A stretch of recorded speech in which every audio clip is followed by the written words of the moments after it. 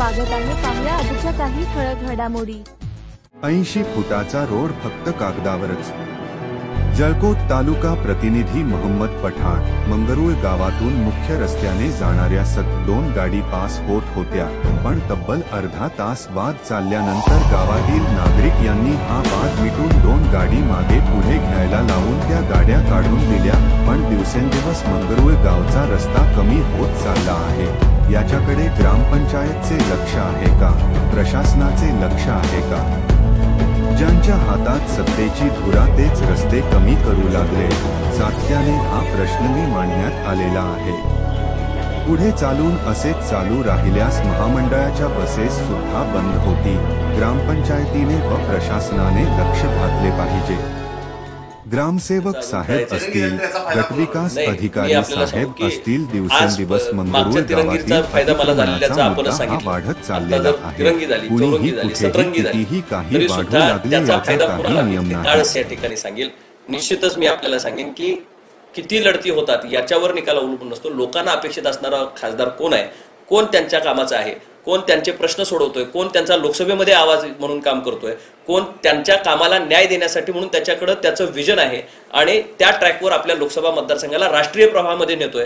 ही जिल्हा परिषद, पंचायत समिती, नगरपालिकेच्या स्तरावरचे जे प्रश्न असतात हे राष्ट्रीय स्तरावरचे नसतात, तर जे या ठिकाणी मी काम करतो ते संसदीय लोकशाहीमध्ये काम करतो आणि त्यामध्ये माझं जे योगदान आहे याचं ॲनालिसिस ज्यावेळी लोक करतील त्यावेळी निश्चितपणे मला खात्री आहे की दूध का दूध और पाणी का पाणी होईल आणि चांगल्या माणसाची निवड या ठिकाणी लोकांनी मागच्या वेळी केली आहे, त्याच माणसाला परत संधी देण्याचं काम या ठिकाणी माझी आम जनता निश्चितपणे करेल, ही माझी निश्चितपणे खात्री आहे। मी कामामध्ये उजवडावं केलं नाही। 90% गावागावांमध्ये या ठिकाणी आपण विकासाच्या रूपाने या ठिकाणी पोहोचतोय। काही मोठे इन्फ्रास्ट्रक्चरल प्रोजेक्ट्स माझ्या मतदारसंघामध्ये आणण्यामध्ये आपण या ठिकाणी काम केलंय आणि येणाऱ्या काळामध्ये हे मी सगळं मत मागणार आहे ते माझ्या कामावर या ठिकाणी मत मागणार आहे। मी कुठेही निगेटिव्हिटीकडे राजकारण आजपर्यंत केलेलं नाही, कोणावर टीका टिप्पणी मी कधी करत नाही किंवा माझा फोकस हा फक्त माझ्या मतदारसंघाच्या विकासाचा या ठिकाणी आराखडा तयार करणं आणि तो प्रत्यक्षात उतरवणं याच्यावर असतो। त्यामुळे मी कधीही निगेटिव्हिटीकडे गेलो नाही आणि आत्ताची ही इलेक्शन मी पॉझिटिव्ह अजेंड्यावर या ठिकाणी जिंकणार आहे। लक्षणीय मतं घेतली होती। यंदा महाविकास आघाडीशी त्यांचं फारसं जुळलेलं नाही। वंचित बहुजन आघाडीचं आव्हान कसं पेलणार आहे? नाही, मी वंचितनं आपण जे म्हणतात ते अगदी खरं आहे की मागच्या इलेक्शनला अतिशय चांगली मतं माझ्या मतदारसंघामध्ये त्या ठिकाणी घेतली। निश्चितच अजून त्याच्यावर स्पष्टता होऊ शकतील की नेमकं उमेदवार कोण आहे किंवा काय त्यांची आता प्रक्रिया राहणार आहे हे स्वतः ते पक्षाचे प्रमुखच त्या ठिकाणी सांगू शकतील। पण जे कोणी स्पर्धक माझ्या इलेक्शनला या ठिकाणी माझ्या समोर असतील, स्पर्धा ही निकोप असली पाहिजे आणि विकासात्मक आणि रचनात्मक असली पाहिजे। मी विकासाचे मुद्दे घेऊन लोकांच्यापर्यंत जाणार आहे, मी केलेलं काम सांगत लोकांच्यापर्यंत जाणार आहे। माझ्या गावागावामधल्या जे माझे राष्ट्रीय पातळीवरचे प्रोजेक्ट्स असतील आणि त्या ठिकाणी असणारे वर्ल्ड बँकेपासून ते असणाऱ्या फ्लड मॅनेजमेंटपर्यंत, रिव्हर मॅनेजमेंटपासून ते असणाऱ्या नदी प्रदूषणापासून ते नॅशनल हायवेजपर्यंत आणि MIDCs जे आम्ही संकल्प लोकांच्यापर्यंत नेतोय त्याच्या रूपानं विकासगंगा माझ्या मतदारसंघामध्ये येईल आणि आमूलाग्र बदल ह्या मतदारसंघामध्ये होण्यासाठी म्हणून माझा प्रयत्न चालू आहे। गेल्या 10 वर्षामध्ये माझ्या स्पर्धकांनी केलेली कामं आणि मागच्या 3 वर्षामध्ये खासदारांचा निधीच नव्हता आणि राहिलेल्या 2 वर्षामध्ये खासदार म्हणून मी केलेली कामं मी लोकांच्या समोर ठेवणार आणि त्याचा तुलनात्मक चार्ट तुमच्या समोर सुद्धा असेल। महाराजांना त्यांनी पाठिंबा दिला, मात्र हातकणंगलेची भूमिका अजून जाहीर झालेली नाही। 2019चा विचार करता 1.25 लाख मतं वंचितच्या उमेदवाराने घेतली होती आणि तुमच्या विजयामध्ये तो खूप एक महत्त्वाचा भाग ठरला। नाही, मी आपल्याला मुद्दामून सांगेन की आज त्यांची निर्णय प्रक्रिया अजून घ्यायची आहे, त्याच्यामुळे मी त्याच्यावर भाष्य करणं योग्य होणार नाही। पण राजकारणामध्ये एखादा पक्ष एखाद्या परिस्थितीमध्ये ज्या ठिकाणी मदत घेत असतो ती तशीच्या तशी पुढे फॉरवर्ड होतात, कंटिन्यू होतात असं नाही। प्रत्येक वेळची परिस्थिती वेगळी असते, प्रत्येक वेळची राजकीय समीकरणं वेगळी असतात आणि त्या परिस्थितीमध्ये लोकभावना काय कशाशी जोडली जाईल याच्यावर खऱ्या अर्थानं राजकारण अवलंबून असतं।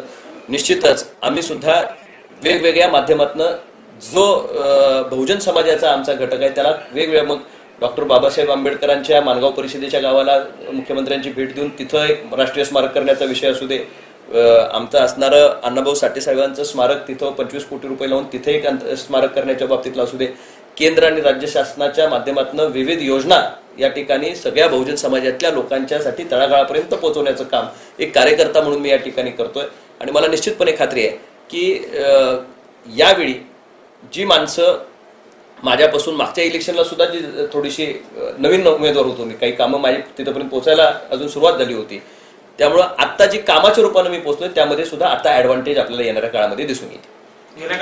हा प्रक्रियेचा भाग आहे. आणि आता आपण बघितलं तर माझं एकट्याचं नाव जाहीर झालेलं नाही, तर 8 लोकांची नावं या ठिकाणी जाहीर झालेली आहेत आणि पार्टीच्या पहिल्या यादीमध्ये माझं नाव आहे. त्यामुळं जी यादी पहिली आहे त्यामध्ये जर मी पहिलाच यादीमध्ये असेल तर त्याला विलंब म्हणता येणार नाही. त्या प्रक्रियेमधनं या ठिकाणी डायलॉग एखाद 2 पार्ट्यांचा असतो, 2 मित्रांच्या मध्ये या ठिकाणी डायलॉग होतो. तशाच पद्धतीनं 2 पार्ट्यांच्या मध्ये त्याच्यावरचा डायलॉग झाल्यानंतर मूर्त स्वरूप यायला काही या ठिकाणी वेळ लागतो. तो मूर्त स्वरूप यायला या दरम्यान काही चर्चा झाल्या, वेगवेगळ्या प्रकारच्या होत्या. त्या चर्चा घडवल्या जातात, काही चर्चा करवल्या जातात, काही लोकांच्या मध्ये नरेटिव्ह सेट करण्याचा प्रयत्न केला जातो, काही लोकांच्या मध्ये शंका कुशंका आणल्या जातात, काही लोकांना या प्रक्रियेपासून काही वेगळं साध्य करता येईल का याचा प्रयत्न केला जातो. हा राजकीय ह्याचा भाग आहे, तंत्राचा भाग आहे. पण एकदा त्यातला धुळा बसला की वास्तव समोर यायला चालू होतं. आज वास्तव समोर आलंय. शिवसेनेचा अधिकृत उमेदवार हा धैर्यशील संभाजीराव माने आहे. याच्या बाबतीतला आता विषय चर्चेचा संपलेला आहे. आता पुढची लढाई ही लोकसभेची या ठिकाणी सुरू झाली, रणांगणाला सुरुवात झाली. आम्ही सर्व या ठिकाणी लोक भाजप, शिवसेना आणि त्याचे सर्व असणारे मित्रपक्ष एकत्रपणे बांधणी करायला या ठिकाणी सुरुवात करू आणि जे तुम्हाला आता नरेटिव्ह सेट करण्याचा प्रयत्न काही लोक करतायत याचं उत्तर येणाऱ्या काळामध्ये आपल्याला देता येईल. समोरचे उमेदवार राजू शेट्टी यांनी मात्र प्रचारात आघाडी घेतल्याचं पाहायला मिळतं. हा स्पर्धा ही निकोप असली पाहिजे आणि अजून त्यांची तर उमेदवारी कुठे जाहीर झाली. म्हणजे परिस्थिती अशी आहे की ते अजून आपण कुठे आहोत हे ओळखतायत. त्यांचं आपण जर पाहिलं तर त्यांना अजून पक्ष कुठला यांची साथ पण पाहिजे, पण त्यांचा स्पर्शही नको, अशा विविध गोंधळामध्ये त्या ठिकाणी त्यांची मनस्थिती आहे. त्यामुळं ज्यावेळी ते प्रत्यक्षात इलेक्शन चालू होईल त्यावेळी निश्चितपणे आपण त्याच्यावर भाष्य करू. पण आज घटकेला अधिकृत उमेदवार म्हणून एखाद्या ह्याचा पक्षाचा धैर्यशील संभाजीराव माने हे एकमेव नाव या ठिकाणी पक्षाच्या वतीनं जाहीर करण्यात आलं. अनेक चर्चा रंगल्या होत्या. भाजप सीट मागत होती, सर्वेचा देखील विषय समोर आला होता. मात्र अखेर तुम्हाला आता उमेदवारी मिळाली आहे. कशा पद्धतीने एक संघर्ष करावा लागला? संघर्ष नव्हता खरं तर.